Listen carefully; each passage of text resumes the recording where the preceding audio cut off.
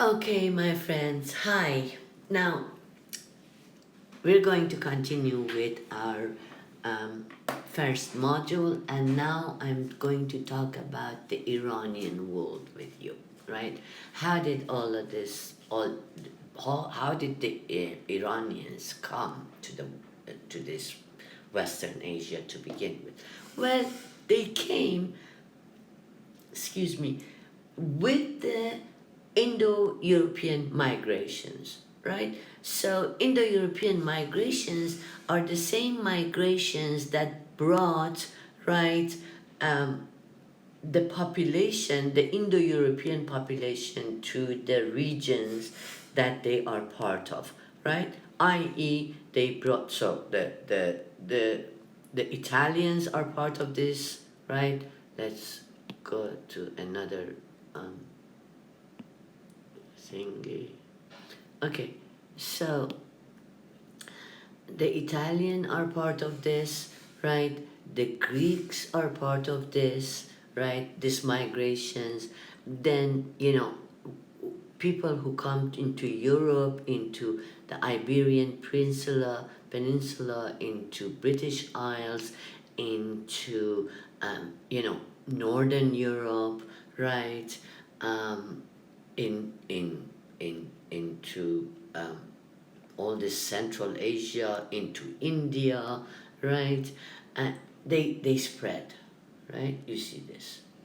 You, but as you can see, I'm sorry, there is a major sort of dispute over exactly when this happens, right? In this map, in the left side map, you have Indo-European migrations 4000 BCE to 1000 BCE, right? And you see, basically the idea is that they have originated from this part of the world, between the Black Sea and the Caspian Sea, right? Um, so these are a population that enter this region around this time of the um, sort of chronology of our civilization, and as you can see in this other wall map on the right hand side, you see that they claim that the Indo-European migrations started from 5000 BCE, actually, not 4000 BCE. And you come here, right, in this other map, and here is Indo-Europeans, and you see what happens here. It's like, 800 BCE to 8100 BCE to 7000 BCE to 5000 BCE, 5000 BCE, and even into Iran, it goes to, like really early times. So this has not yet been settled, and once it's settled, a lot of things become much more clear for us. But it is at a result of these migrations, right, that we have these Indo-European languages that we talked about, in where all the languages that are spoken in the Western world, as well as Anatolia before the coming of the Turks, and we are not dealing with the Turks now at all, right? That all these languages from India to to Afghanistan, all the istans, meaning lands. So Afghanistan is the land of the Afghans. Turkmenistan is the land of the Turkmens. Tajikistan is the land of Tajiks, and Uzbekistan is the land of Uzbeks, right? And they are all in this part of the world, right? In Central Asia. So, so these populations enter our world somewhere along these lines, right? And they enter Iran. Some say, you see, 3000 BCE. Okay, that's one way to look at it. Some say no, it's somewhere actually between 1700 to 1200 BCE, right? Whatever we choose, whichever we choose has important repercussions, right? Because before the Iranians, who are part of the Indo-Europeans, right, come and settle in Iran, here in Iran, here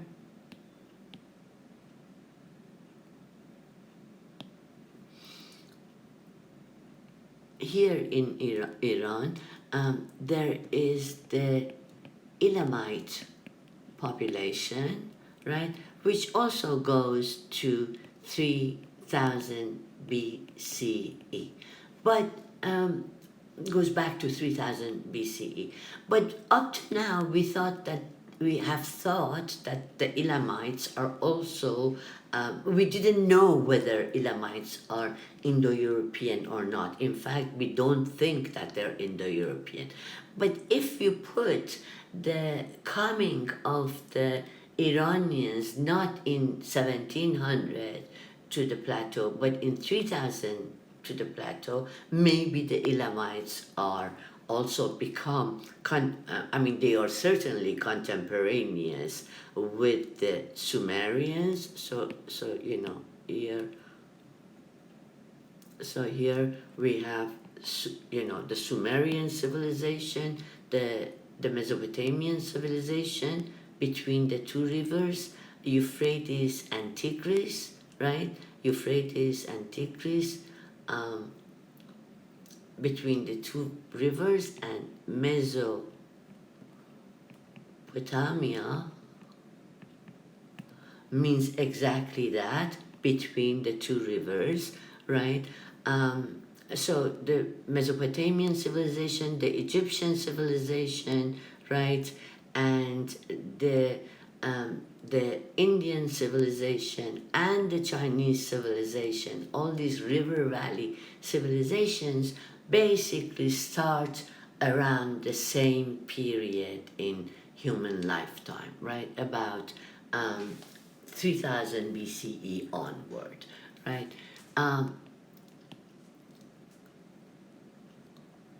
Okay, but not the Egyptian, nor the Mesopotamian, nor the Chinese are, of course, are Indo-Europeans, right? Except elements of them, especially here in Western Asia, so to speak, right? So this is the picture of the world, right? And Indo-Iranian, Indo-European, actually, Indo-European migrations, where Indo-Iranian migration is part of that, as is the Italian migration when they come in 800 BCE, and these seven kings are, this is mythical, of course, but that's how it starts, right? Or with the Greek city-states and so on and so forth, right? So this population comes to Iran, right? And one of the first places that they actually take over is this part of the world,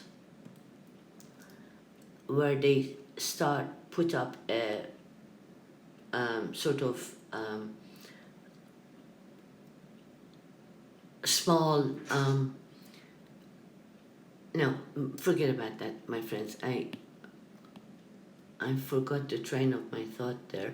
But, oh yes, this is here what we were going to talk about, is that the Indo-Iranians that come into Iran, the first sort of empire that they set up is the Median Empire, which is somewhere here, the empire of the Medes, right? And they basically go from circa 700s to circa 500 BCE when the Achaemenids came into power, right?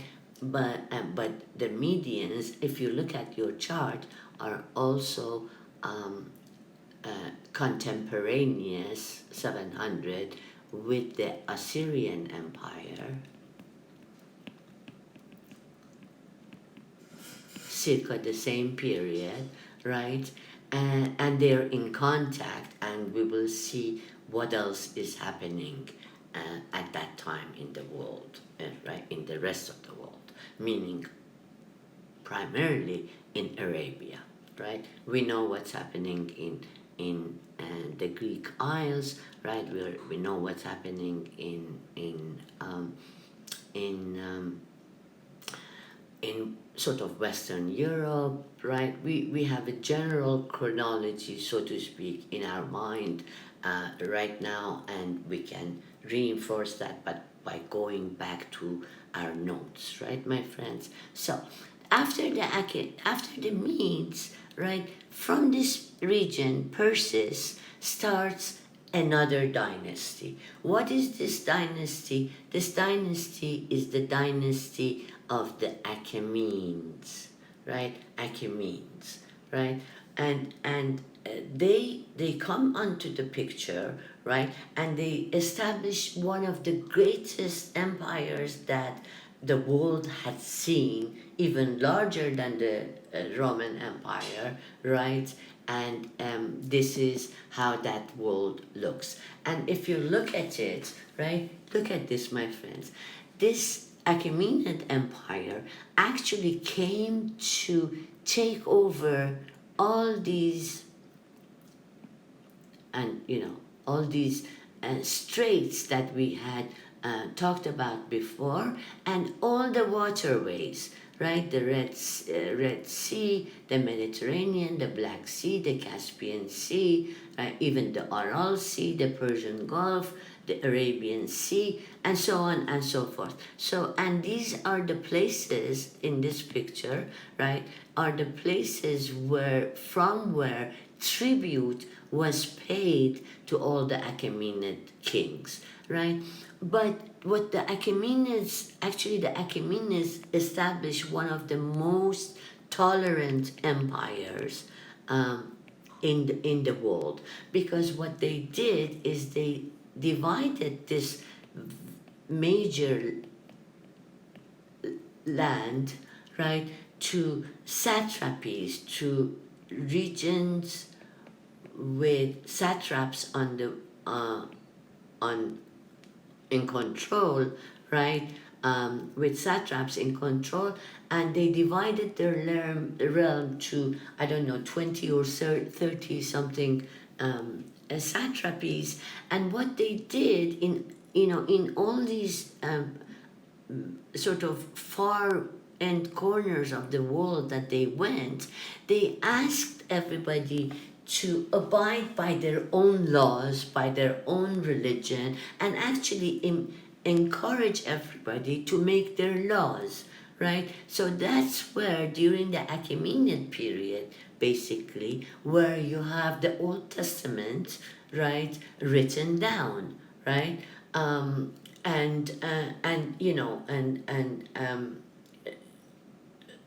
The Hebrew religion, so to speak, right, takes shape directly, not, I mean, there are traditions and myths and whatnot that come into the picture, but basically is during the Achaemenid period where Jewish law is established, right? So, and there are major Jewish communities in this world, right, my friends? There are Jewish communities in Iran. There are Jewish communities in Egypt. Of course, there are Jewish communities in Medina. We will talk about. There are Jewish communities, of course, in Syria, all over Europe, you know, so so this is a very diverse world. This is a very cosmopolitan world. This is a very diverse world, right? And if we think that our modern world is cosmopolitan, we have to think again, my friends, right? Because all these worlds that I have been talking about thus far are very much cosmopolitan worlds, right? But if nothing, by virtue of the fact that they're trading with each other, they are coming into contact with each other, they're making friends, they're making enemies, they're making cultural contacts and reciprocal give and take. So there's an international world, so to speak, that is taking shape, right? And this is one of the ceremonial capitals of the Achaemenids, which is also in Persis, right? And it's called Persepolis, right? And on the staircases of this sort of royal, ceremonial capital in the region of Persis, right? Or Persis, from which we get Persia, right?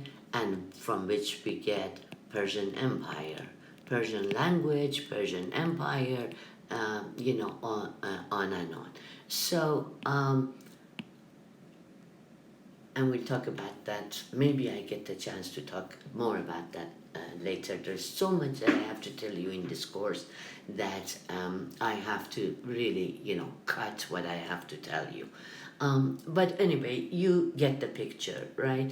And so these satrapies, they are basically independent. All they do basically is to give tribute, right, taxation to the center, and that's all the empires are about, to get taxation, yeah, to get wealth out of places they control. That is what the Americans are doing now. That's where the European colonists did. That's what the Roman Empire did. The Eastern Roman Empire did. All the Iranian empires did. Egypt didn't do that. The Egyptian civilization was more or less very insular, right? It had major contacts with Syria, right? And later on, and with other populations, but for the most part, its connections was with Syria, right? Egyptian, right? And this is the Nile River, right? Was with Syria and the Sudan and Ethiopia and inner Africa, where there was a lot of wealth, inner Africa. But when one of the Achaemenid kings, right, conquered Egypt, Darius to be exact, right? What did he do? He was actually the first one who constructed the Suez Canal, right? The Suez Canal. And he made an inscription near the Suez Canal, and he said, look, people, I have come here to Egypt and I have created the Suez Canal because I wanted to connect all waters of this world, right? So that trade would sort of be conducted without any inhibition in this world, right? So, so one of the things that I have to tell you, my friends, then, therefore, is that all empires, whether you're talking about the European colonial empires, or you're talking about ancient empire, or you're talking about the American empire, and yes, there is such a thing as an American empire, right? they are all created for the sake of um, making trade actually easier for the empire to conduct, right? And also for gaining the wealth of the conquered populations, right? But the difference with the Achaemenids, of course, was that, as I told you, they did not. They were their civilization was not built on slave labor, for example, as the Roman civilization was, right? So the Achaemenids come, and well, the Achaemenids are destroyed, as I said, by Alexander, right? And the Achaemenids, if you have seen that horrible movie called 300, you know that the Achaemenids and the Greeks fought quite a bit, right? And at the end of the game, right, the Achaemenids lost, but not before they put Athens to fire, right? And so the history has it, right? Folk history, let me say, has it that when Alexander came to Iran and basically, this is the way he went. He came this way, and then he went this way and this way, and then, I'm sorry, he went also this way, and then he came back from India, and then he came back to Mesopotamia. Look at a chart, my friend. Look at a map of where Alexander went, okay, my friends, and see that he's basically recreated the Achaemenid Empire, right?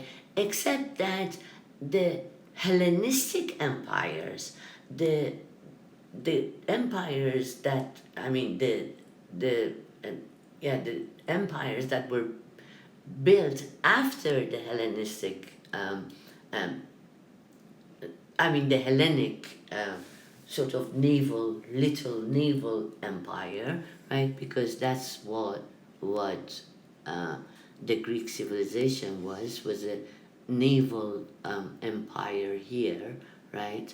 Um, and yeah, so yeah, in return, Alexander, in return for what ostensibly the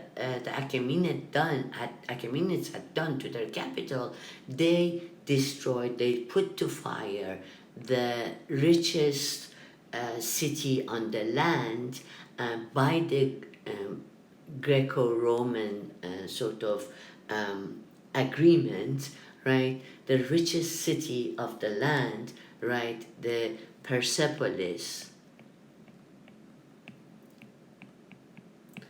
of the Achaemenid Empire, right, my friends? So Alexander comes and destroys this empire, right? And starts the Hellenistic empire, which actually let's see whether I can do this for you, right? So let's see, Hellenistic,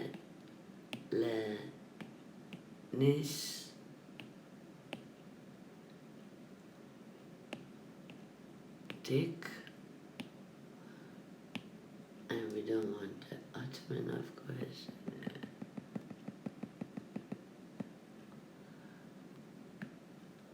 Empires. And so go. Okay, let's go on images. Okay, it is divided, right? Okay, so this is supposed to be the Hellenistic empires, right? The Hellenistic period, right? After Alexander, okay, here in Egypt, they are the Ptolemies, which you spell P-T-O-L.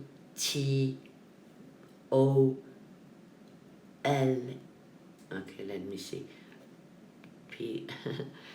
P-T, okay, here.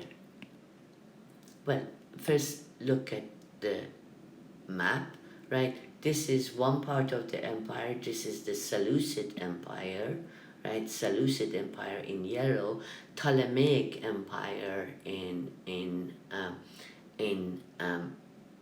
purple, basically, and one other smaller empire here in around Macedonia, right? So okay, so these are the regions that are divided after Alexander dies in actually in Babylonia, right? Uh, After he dies, um, then his generals divide his realms into three different sort of regions, and one of these, as far as we are concerned, because okay, is the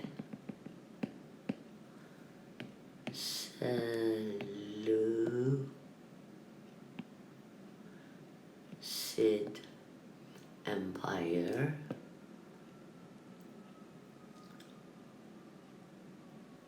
Go to images again, right? And this is the Seleucid Empire, right? The Seleucid Empire. But the Seleucid Empire, right, does not last that long, in Iran at least. From okay, I cannot write, from 220 BCE, basically, the Parthians start coming from northeastern Iran, right, and gradually take over the Seleucid Empire.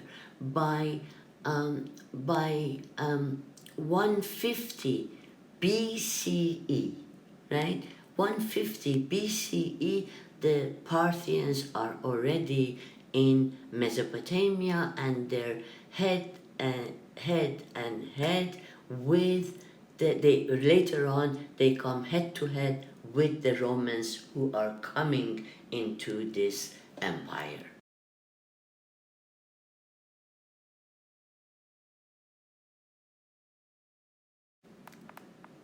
Okay, my friends, where were we? Okay, here.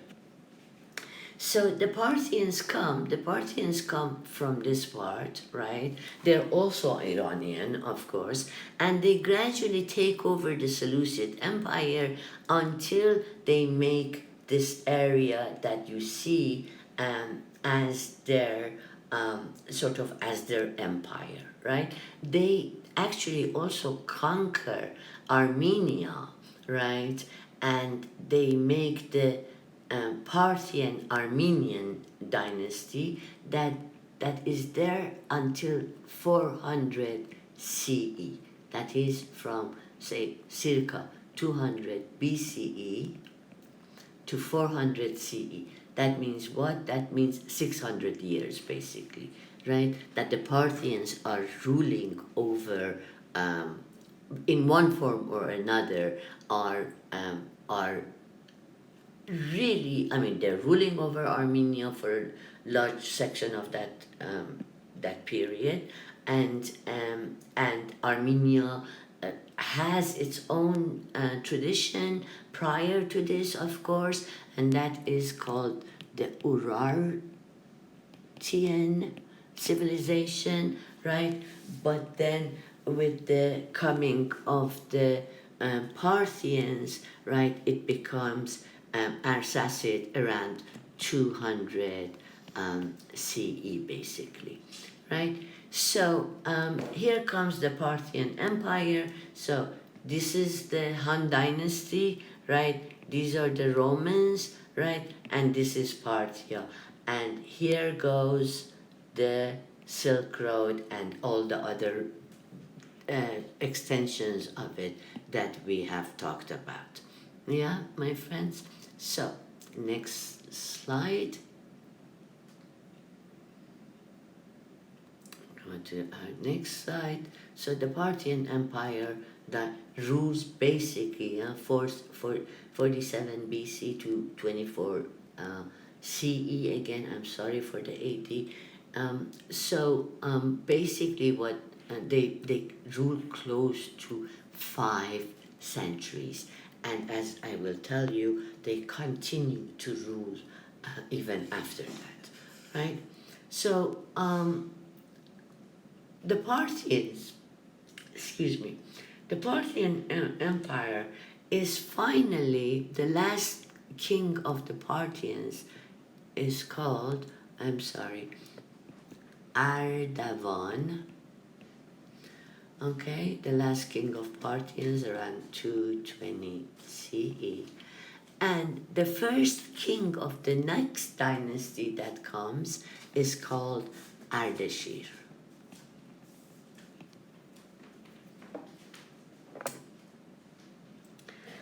So, and this is, my friends, the ebb and flow of the Sasanian Empire, right?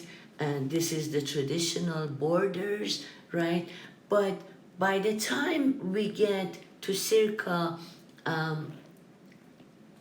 500, yeah, five, say, I'm sorry, I'm sorry, 570s, right, where Justinian's rule has finished, right, the Sasanians begin to take over a major part of Western Asia, and they start, so to speak, recreating the Achaemenid Empire, right? Just as the Roman Empire was one eye of the world and the Parthians a second eye of the world, now too you have the Eastern Roman Empire, the Byzantine Empire as one eye of the world, and the Sasanian Empire as the second part of the other sort of eye of the world, right? And meanwhile, Arabia is taking part in both of these words, right? And we will continue with the Sasanian Empire, and we'll begin our discussion of pre-Islamic Arabia in the next module, my friends.